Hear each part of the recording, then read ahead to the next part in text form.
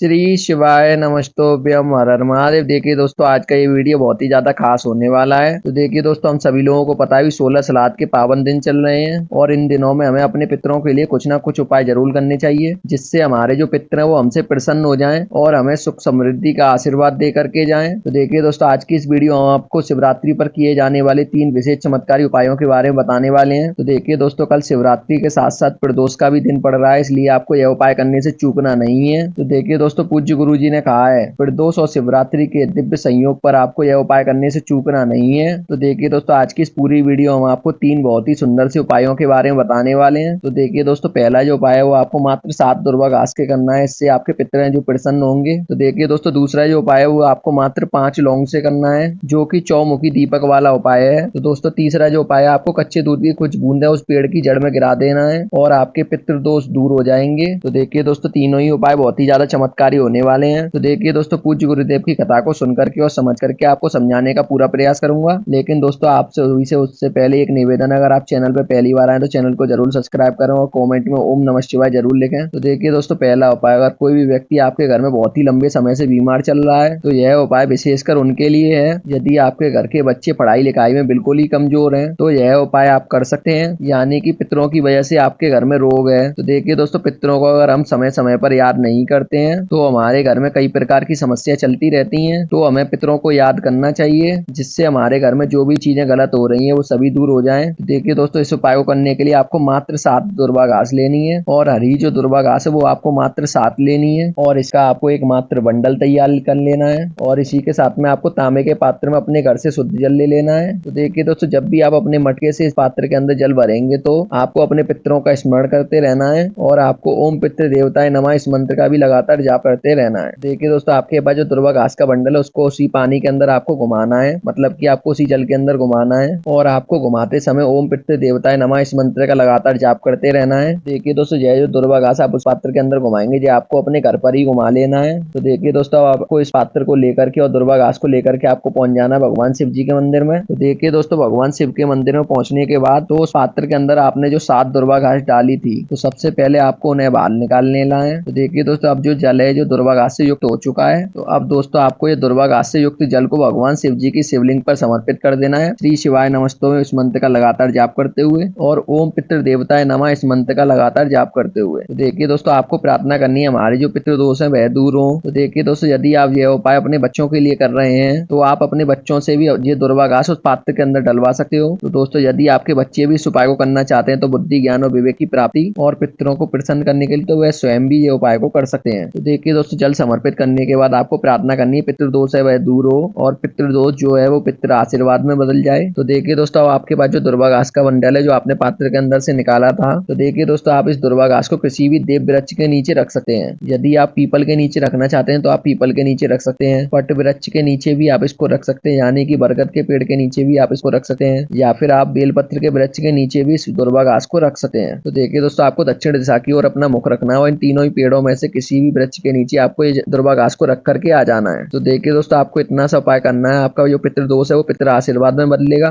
देखिए दोस्तों, यह उपाय आप रोग मुक्ति के लिए और बुद्धि ज्ञान और विवेक की प्राप्ति के लिए कर सकते हैं। तो चलिए दोस्तों, हम बात करते हैं दूसरे विशेष चमत्कारी उपाय के बारे में, जो कि आपको विशेषकर शिवरात्रि के दिन जरूर करना चाहिए। तो देखिए दोस्तों, यह उपाय इतना खास है, ये आपके घर से पितृ दोष को दूर करेगा ही। यदि आपके घर में चारों दिशाओं में कोई भी शत्रु बाधाएं, कोई भी आपके बारे में गलत सोचता है, कोई भी आपके बारे में विपरीत दृष्टि रखता है, तो उनका भी इसके माध्यम से क्षय होने वाला है। तो देखिए दोस्तों, यह उपाय इसलिए खास होने वाला है, ये मात्र आपको 5 फूल वाली लौंग से ही यह उपाय करना है। तो विशेषकर आपको यह तांत्रिक विधि से यह वाला उपाय करना है, तो आपकी जितनी भी नकारात्मक ऊर्जा है वो आपकी इस उपाय के माध्यम से दूर होंगी। यदि हमारे ऊपर कोई ऊपरी बाधा भी आ जाती है तो वो इस उपाय के माध्यम से दूर हो जाती है। तो देखिए दोस्तों, इस उपाय को करने के लिए आपको अपने घर में आटे का दीपक बनाना है। तो देखिए दोस्तों, यह उपाय आपको विशेषकर शिवरात्रि के दिन ही करना है, क्योंकि दोस्तों कल शिवरात्रि का बहुत ही विशेष संयोग है, इसलिए आपको यह उपाय कल करने से चूकना नहीं है। तो देखिए दोस्तों, आपको एक आटे का दीपक लेना है, तो दीपक के अंदर आपको चौमुखी यानी कि 4 बाती का प्रयोग करना है। तो दोस्तों, अब आपको इस दीपक के अंदर गौ माता का शुद्ध घी डालना है। यदि आप तिल के तेल का प्रयोग करना चाहते हैं तो आप उसे भी प्रयोग कर सकते हैं और इसी के साथ में आपको 5 फूल वाली लौंग लेनी है। तो देखिए दोस्तों, लौंग जो है वो कहीं से भी खंडित नहीं होनी चाहिए। तो देखिए दोस्तों, यह उपाय आपको करना है भगवान शिव जी के मंदिर में। तो देखिए दोस्तों, आपको शिवरात्रि के दिन पहुंच जाना है भगवान शिव जी के मंदिर में। तो देखिए दोस्तों, शिवरात्रि के साथ कल प्रदोष काल भी है, तो आपको प्रदोष काल के समय ही मंदिर में जाना बताना है। तो देखिए दोस्तों, सबसे पहले आप जो चौमुखी दीपक लाए हैं इसको प्रज्वलित करना है और आपको भगवान शिव जी के मंदिर के सामने रखना है। तो दोस्तों अब आपके पास जो 5 लौंग है वो आपको अपने सीधे हाथ में रखना है और मुट्ठी बंद करना है। तो दोस्तों अब आपको ओम पितृ देवताय नमः, ओम पितृ देवताय नमः, ओम पितृ देवताय नमः, ओम पितृ देवताय नमः इस मंत्र का लगातार जाप करते रहना है। तो दोस्तों आपको ओम पितृ देवताय नमः इस मंत्र का 11 बार या 5 बार लगातार जाप कर लेना है। तो देखिए दोस्तों, आपको ऐसी भोले बाबा जी से कामना करनी जो पितृ दोष है हमारा वो पितृ आशीर्वाद में बदल जाए, ऐसी कामना कर लेनी है आपको। तो देखिए दोस्तों, जो आपने भगवान शिव जी के मंदिर के सामने जो शिवलिंग के सामने आपने दीपक चौमुखी दीपक प्रज्वलित किया था उसी में आपको ये 5 लौंग को उसी के अंदर डाल देना है। तो देखिए दोस्तों, सबसे सरल और सबसे आसान उपाय है आपके घर की नकारात्मक ऊर्जाओं को सारी को दूर करने के लिए। तो देखिए दोस्तों, बहुत ही प्यारा सा उपाय है, आपको ये शिवरात्रि के दिन करने से चूकना नहीं है, क्योंकि दोस्तों पूज्य गुरु जी ने कहा है ये विशेष तिथियां सालों में कई सालों बाद आती हैं, इसलिए आपको ये उपाय करने से चूकना नहीं है। तो चलिए दोस्तों, हम जान लेते तीसरे और अंतिम उपाय के बारे में। तो दोस्तों आपको 3 बूंद कच्चे दूध की इन वृक्षों के नीचे गिरा देना है। तो आपके जो पितर हैं वो आपसे प्रसन्न होकर के आपको आशीर्वाद देंगे। तो आपके जितने भी पितृ दोष हैं वो सब पितृ आशीर्वाद में बदल जाएंगे। तो देखिए दोस्तों, यह उपाय करने से भी आपको चूकना नहीं है। ये प्रदोष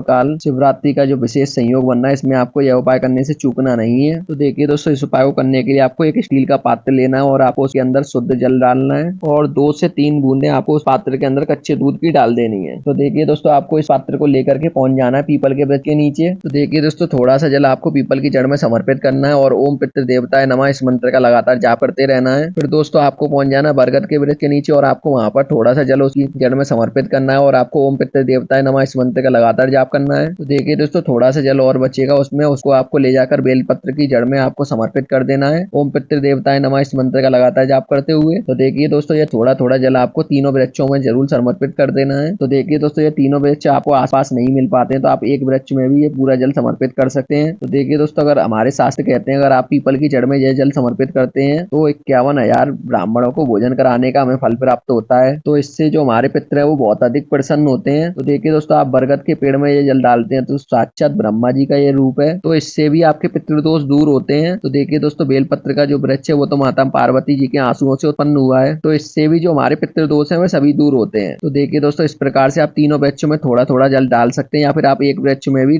जल डाल सकते हैं। तो देखिए दोस्तों, आज की इस वीडियो हमने आपको 3 चमत्कारी उपाय बताए हैं शिवरात्रि और प्रदोष काल के शुभ मुहूर्त में। ये तीनों ही उपाय आपको करने से चूकना नहीं है। आपको इस बात का आपको विशेष ध्यान रखना है, पूज्य गुरु जी ने कहा है ये उपाय आप इस शुभ मुहूर्त पे करेंगे तो आपके घर में कभी भी किसी भी बात की कमी नहीं रहेगी, आपके घर में धन धान के भंडार बढ़ जाएंगे। अगर आपके बच्चे आपकी बात नहीं मानते होंगे तो वो भी आपकी बात मानने लगेंगे, आपका रुका हुआ व्यापार भी चलने लग जाएगा। दोस्तों अगर इन उपायों को आप कर लेते हैं, तीनों ही उपायों को, आपके पितृ है वो पितृ आशीर्वाद में बदल जाएगा। अगर आपका पितृ दोष लगा हुआ तो वो पितृ आशीर्वाद में बदल जाएगा। तो दोस्तों आपको यह उपाय करने से चूकना नहीं है। तो दोस्तों मिलते हैं अगली वीडियो। श्री शिवाय नमस्तोभ्यम, हर हर महादेव।